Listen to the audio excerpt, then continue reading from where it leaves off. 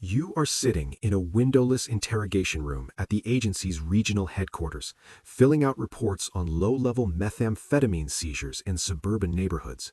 Your life is measured in letterhead forms, cold vending machine coffee, and the hope of a promotion that never seems to arrive. You are an ordinary field agent, a face in the crowd who believes in the bureaucracy of good.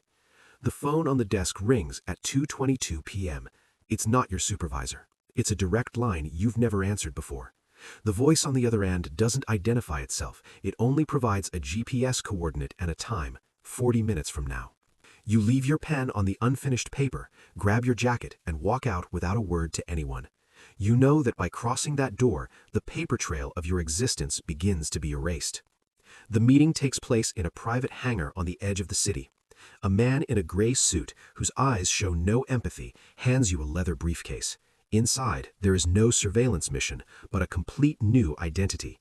Marcos Avila, a former military man expelled for insubordination with contacts in maritime freight. The goal is simple and suicidal. Infiltrate the logistical structure of the Jalisco cartel, which is expanding operations northward. You receive no radio, no service weapon, and no rescue signal. The agency informs you that if you are captured, they will leak evidence that you were a corrupt cop to protect the integrity of the operation. You accept, because the alternative is the mediocrity of an office until retirement. Risk is the only thing that makes you feel alive. Your entry into the criminal world happens 3 days later in a damp bar on the border. You don't approach anyone, you wait to be approached. You started a fight at a local freight depot hours earlier, ensuring your file as a violent and available man reached the right ears. A man named Javier sits across from you.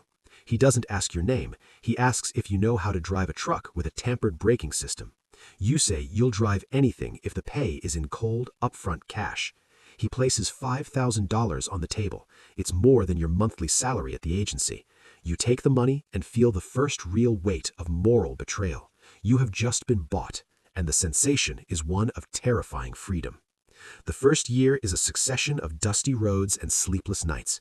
You start as a mule driver, moving small amounts of cocaine in false bottoms of fruit trucks. You are efficient. You don't use drugs, you don't drink, and you are never late. In the cartel world, competence is an anomaly that attracts attention. You realize that most cartel soldiers are addicts or impulsive sociopaths. Your military discipline and ability to plan escape routes based on intelligence protocols make you Javier's most reliable asset. You begin to be called into logistics meetings. You are mapping the network, sending coded signals through classified ads in digital newspapers, but the agency's responses are becoming rarer. You are handing over the names of low-level drivers, but you are protecting Javier. You justify this to yourself by saying you need to climb higher so the final fall is definitive. In the second year, Javier is murdered in an ambush by a rival gang.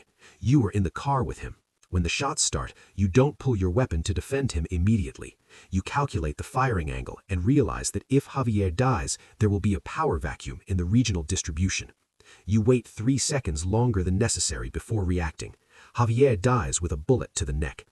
You eliminate the 2 attackers with precise shots, demonstrating a coldness that shocks the other survivors. That night, you feel no remorse. You feel like you've just been promoted on merit. The cartel council calls you. They need someone who understands logistics and isn't an addict. They give you control of the Tucson routes. You now manage 30 men and a cash flow of $2 million a week. The transition from agent to operator happens invisibly. You begin to manage finances with the precision of an IRS auditor. You clean up the routes, bribe local police chiefs using the persuasion techniques you learned at Quantico, and eliminate redundancies. Profit in your zone increases by 40%. The agency sends an urgent message. Time to close the net. We need the coordinates for the central warehouse. You look at the message on your encrypted phone and hesitate. If you hand over the warehouse now, you go back to the windowless room and cold coffee. If you keep going, you control the border. You delete the message and break the chip. You decide the agency is too slow, too bureaucratic, and they have no idea what real power is. You are no longer an infiltrant, you are the architect. 3 years pass. You are now known only as El Estratega, the strategist. You no longer touch the product, you touch investment spreadsheets, shell real estate contracts, and numbered accounts in the Cayman Islands. You control 15% of the narcotics flow entering the West Coast. Your life is a fortress of private security and constant paranoia.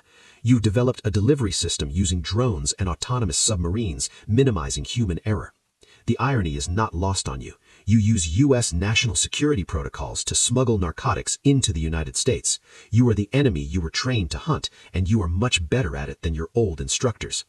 The moral dilemma that haunted you at the beginning has been replaced by a purely mathematical logic of risk and reward. You see the addiction of the masses as a market variable and violence as a necessary operational cost to maintain stability.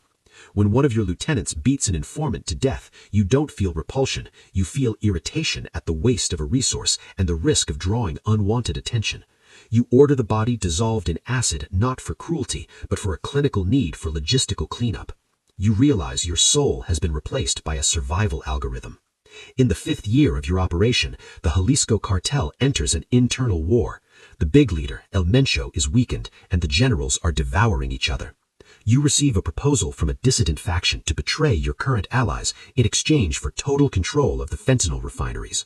Simultaneously, the agency, which you thought you had abandoned, resurfaces.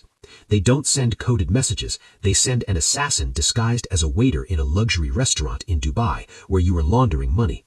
You notice the glint of steel before he approaches. You take him down silently under the table and exit through the back.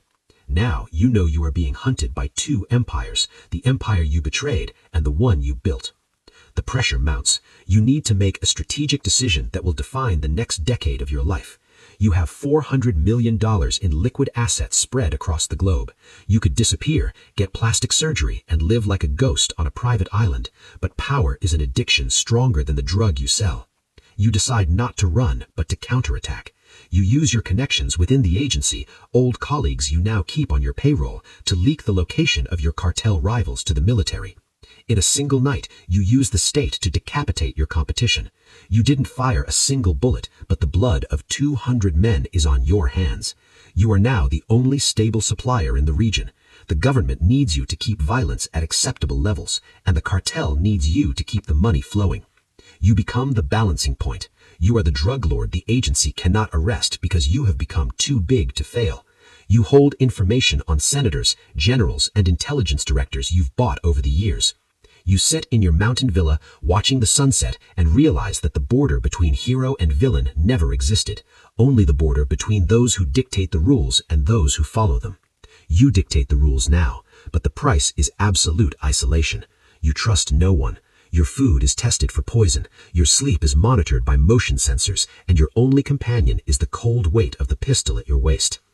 A decade has passed from the hangar in Cleveland.